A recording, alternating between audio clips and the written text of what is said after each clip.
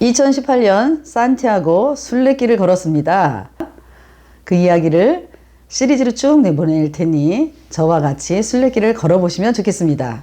제가 산티아고 순례길 걸었어 라고 이야기하면 사람들이 부러워하면서 어우 그래? 몇 달 걸렸어? 며칠 걸렸어? 라고 물어봅니다. 그러면 제가 할 말이 없어요. 그 이유는 이 이야기를 쭉 따라 보시면 아시게 될 겁니다. 산티아고 순례길을 혼자 걸었습니다. 이렇게 이야기하면 사람들이 또 그럽니다. 와우, 대단한데 여자 혼자서? 제가 생각해도 어떻게 그런 결정을 했는지 참 신기하고 의아해요. 산티아고 순례길이 우리나라에 소개되기 시작할 즈음 신문 기사를 통해서 그걸 봤죠. 순례길에 대해서. 가슴이 막 뛰었습니다. 제 마음속에 담아뒀습니다. 내 저기를 꼭 필히 가리라 결심을 하고요. 신문 기사도 딱 스크랩을 해놓고요. 그러다가 다시 일에 파묻혀 지냈습니다. 2017년은 특히 일이 많았습니다. 논문을 써야 되는 것도 있었고 아카이브 책을 저술하는 일이 있어서 하루 종일 의자에 앉아있는 일이 많았습니다. 대학 입시 공부할 때 빼놓고 그렇게 공부한 적이 없었던 것 같아요. 허리병이 났습니다.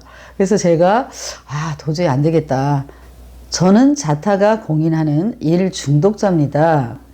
생계형인 것도 있고요.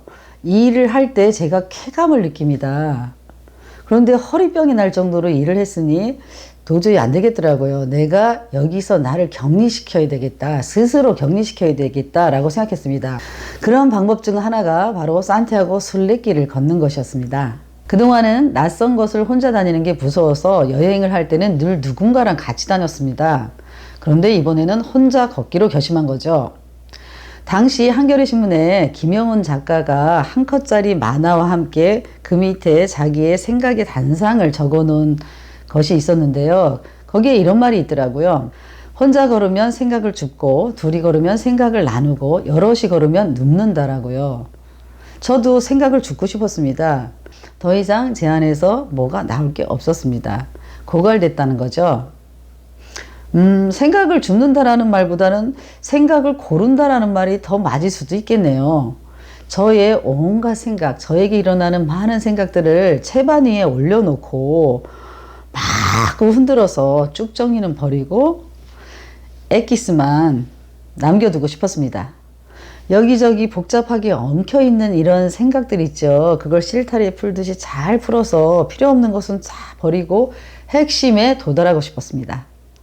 이러한 이유 말고 또 하나의 이유가 있었습니다. 너무 시끄러운 거예요. 주변이. 제가 살고 있는 세상이. 그래서 그런 관계를 단절하고 침묵의 세계에 젖어들고 싶었습니다. 제가 좋아하는 제 인생의 책 중에 하나가 막스 피카르트가 쓴 침묵의 세계라는 책이에요. 이런 책인데요. 엄청 많이 봐가지고 이런데 이렇게 줄도 많이 치고 그랬는데요. 막스 피카르트처럼 나도 침묵의 세계 2를 쓰리라 이런 아주 야심찬 계획도 가지고 떠난 겁니다. 익숙한 일상을 떠나 낯선 곳으로 여행을 할 때는 누구나 다 나름대로의 이유가 있습니다. 그래도 사람들이 저에게 묻습니다. 어떻게 혼자서 갈 수 있었어? 그 용기가 어디서 생긴 거야? 라고 묻는다면 저는 겁대가리가 없어서 이렇게 이야기하고 싶습니다. 겁대가리. 제가 겁이 굉장히 많아요. 주변 사람들은 다 아는데요. 근데 거기에 겁에 대가리가 없어서 저는 제가 겁이 많은 줄 몰랐습니다. 그렇게 겁이 많은 사람인지 몰랐던 거죠. 그리고 또 그래도 어떻게 갈 수 있었던 거야 혼자서? 이렇게 묻는다면 보고 배운 것 때문이라고 말하고 싶어요. 2000년도 초반에 시민단체에서 일하던 10년 어린 후배랑 같이 유럽 배낭여행을 한 적이 있었습니다. 처음 도착한 곳이 영국 런던이었어요. 거기서 3일간 여행을 하고서 유로스타라고 해저 터널을 가는 유로스타를 타고 파리로 이제 가는 거였었죠. 그 유로스타 안에서 제 뒤에 앉았던 한국인 여성을 봤습니다. 자리가 좁았는데요.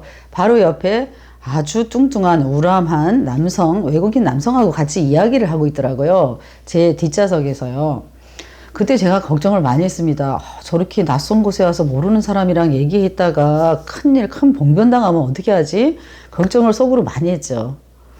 그리고 나서 이제 잊어버리고 이렇게 여행을 쭉 하는데 스위스 루체른에서 호숫가를 걷고 있는데 그 여성을 본 거예요. 젊은 여성을.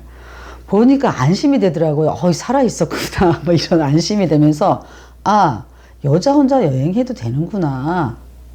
저는 그 여성을 보고서 배운 거죠.